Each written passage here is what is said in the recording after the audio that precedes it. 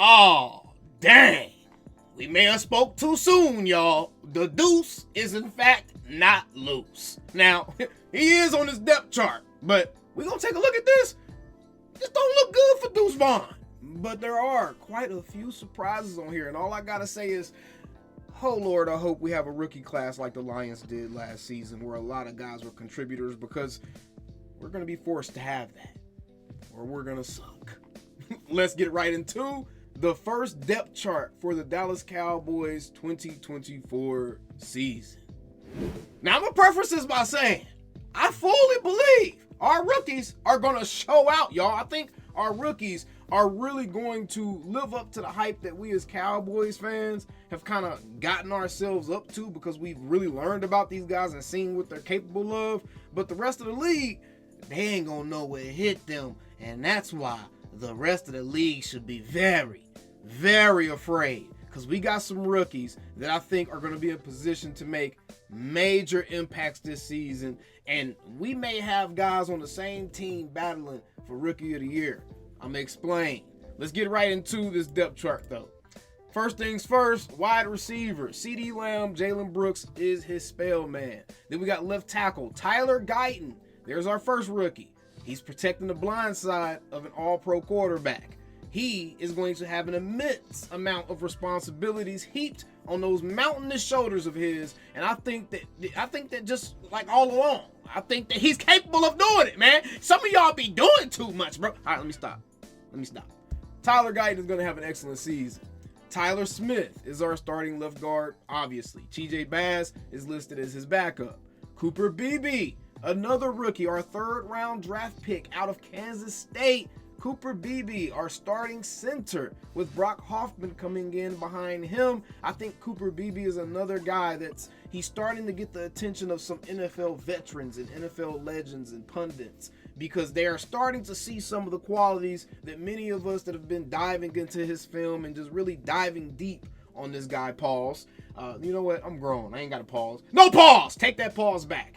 But many of us that have been really just diving deep onto Cooper Beebe's film, a lot of us have gotten extremely excited about what this kid is capable of, bro. And I think that Cooper Beebe is another guy that's going to have an amazing season. And I wouldn't be surprised at all that based off the kind of season I think the Cowboys offense is going to be having, I think Cooper Beebe could possibly be a rookie that finds himself in the Pro Bowl. I'm just saying, think about the centers that's in the NFC, and then think about the fact that the Pro Bowl is largely based off of who the fans know the most. And Cooper Beebe is undoubtedly going to get a ton of Pro Bowl votes, trust me. But then we got Zach Martin at right guard. TJ Bass listed behind him as well. So TJ Bass doing double duty probably until Chuma Edoga gets back. Then I would expect that Akeem Richards is going to be moved down into that left guard position, or not moved down, but moved to the right into that left guard position as a backup, and then Chuma's going to be the backup left tackle. I suspect that's what we're going to see, and then we'll see TJ Bass only be the backup right guard, essentially.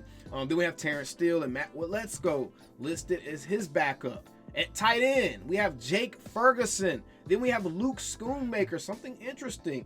Brevin Spanford listed ahead on the depth chart over John Stevens. All right, so very, very interesting to note there. Brevin Spanford is someone, I'm going to be quite honest, man. Spanford did not really impress me a whole lot with nothing that he really has done all off season, from training camp to preseason games. So I'm kind of surprised that he's listed over a John Stevens like that. So that's kind of interesting there. I don't know about that one. But either way, the other wide receiver position, Brandon Cooks is wide receiver 2. Jalen Tolbert is wide receiver 3. Then you see Jalen Brooks is wide receiver 4. Then we have Ryan Flanoy is wide receiver 5. And then we have Kevontae Turpin coming in as wide receiver 6. Dak Prescott, obviously the starter. Cooper Rush is the backup. The Trey Lance experiment has been a massive failure. I don't know what to tell you guys anymore. The debate is over. The debate is not worth having. We're not going to be talking about a third string possibly being capable of taking the job of the starting quarterback, especially when that third string quarterback had the deck stacked for him in his favor for him to win the backup quarterback position, and he still didn't. So I think we're just gonna have to bag up off the Trey Lance thing again. I'm not gonna pile on to the kid because I hope he's ultimately successful. And this isn't about trying to make Trey Lance look bad. It's more so a thing of where you got people so ignorant in the fan base and they say such outlandish things that people that understand or in tap to reality, they have to say what reality is and be like brutally honest with them, and then take the opportunities to be like, see, look how stupid you look. We have to take those opportunities, and unfortunately, it really comes at the expense of the players a lot of the time. So that's why I think this overall, we as a community just need to start just like not entertaining the ignorance. Just stop entertaining it. Just stop giving them attention because that's what they want, because they don't get it at home, and that's why they do what they do. Running back, very interesting. Ezekiel Elliott is listed as the starting running back for the Dallas Cowboys. We also have Rico Dowdle as the backup, and then Hunter Lepke and Deuce Vaughn. Pay attention to where Deuce is listed on these depth charts, all right? Because it kind of has some ominous foreshadowing attached to it. Now, as far as the running backs go, I'm going to be honest. I'm not surprised. I knew Zeke was probably going to be the starter there because there's just no way they're going to bring him back to bring him off the bench. Zeke is going to be the starter. Dak best buddy. He knows the offense for the most part. You know what I'm saying? I'm sure there's slight tweaks and stuff to it, but he knows what's going on. And just ultimately, Zeke is the proven guy. Zeke is the proven guy. If Zeke gets the chance to tote that rock and we see that he can't get through a hole, then get Rico up in there and make Zeke the running back too. You know what I'm saying? But Zeke is the proven guy right now. As of this point, Rico hasn't really just proven himself in the league. And, you know, it's an unfortunate situation where he had an opportunity where he was going to get to show whether or not he could be a running back one. But at the end of the day, I don't think Cowboys fans or even the front office apparently even wanted to see that happening. So Ezekiel Elliott, running back one here. Quit crying. I know some of y'all, nobody cares. Nobody cares. All right. Defensive end, DeMarcus Lawrence, Chauncey Golston, Tyrus Wheat. All right, nothing surprising there. Then we have Mozzie Smith, Linval Joseph. Then we have defensive tackle Osa Odigizua, Jordan Phillips.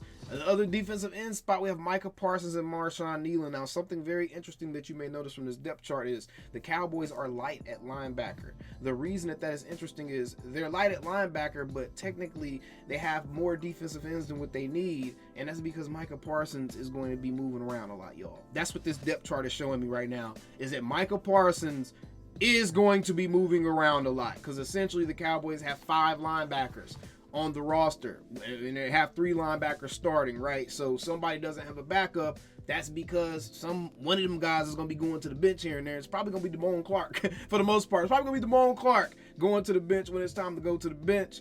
And I suspect we see Micah get closer to that 50-50 split between lining up off the edge and playing some off-ball backer, right? So I think that's more so the plan for Micah Parsons, and I think the depth chart kind of reflects that. I think Marshawn Nealon is going to get a lot of burn at that defensive end position. Anytime Micah's not over there, that's when you're going to see Marshawn Nealon, and that's why I feel like Marshawn Nealon is going to have a huge opportunity to get a Rookie of the Year, a Defensive Rookie of the Year nod, because playing in this type of defense that's going to be generating pressures, that's going to be generating turnovers, right?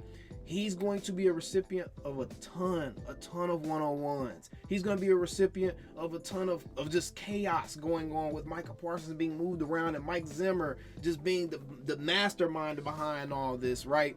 I think Marshawn Nealon could be someone that ends up tremendously benefiting from the Dallas Cowboys defense being set up the way it is, and I think that could catapult him into having a gaudy sack number season, and it could lead him into being in those talks, right? So Marshawn Nealon is one guy to watch. The other guy that I want to kind of bring up here, we're going to talk about in just a second, the linebackers. Again, Maurice Luafau still listed as a starter, so I guess that dude has really, like, he's earned that position. That's his spot. So very, very interesting there. Eric Kendricks is the mic. Buddy Johnson is his backup. Damone Clark, again, no one behind him because I suspect we see a lot of Micah. We'll probably see some DeMarvion Overshown coming in and spelling him as well. Then we have Trevon Diggs. CJ Goodwin is his backup.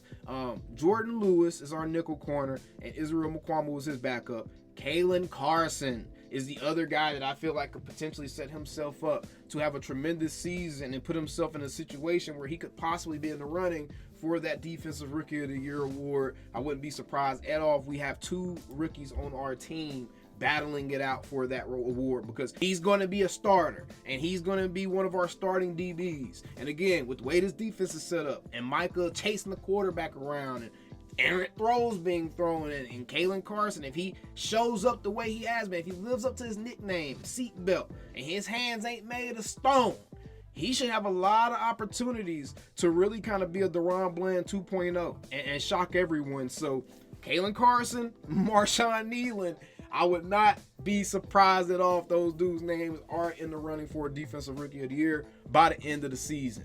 Then our starting safeties, Donovan Wilson, Malik Hooker, Marquise Bell, and Wanye Thomas listed after them. Our specialists, obviously, Brandon Aubrey, Brian Anger, Trent Sieg, Kavontae Turpin, and Rico Dowdle are the 2 kick return guys. Remember, there's 2 kick return guys this season. Deuce didn't even get a nod for one of those spots. So with Deuce not getting a nod for a kickoff return spot or a punt return spot, Kavontae Turpin's started for both of those. When Dalvin Cook gets called up, it may be the end of the Deuce show, y'all. It may be the end of the Deuce show, because I think they like Hunter Lepke better than Deuce Vaughn. So, yeah, that's what the 2024 Dallas Cowboys depth chart tells me. Let me know down in the comments below what it tells you. And this was very, very interesting. We still same old Cowboys. Calling me, texting me, paging me, asking me, am I still them boys? Y'all usually check on me. Listen. I'm still them boys. Hey! Woo! Shut up, my boy. Hey! I'm still them boys.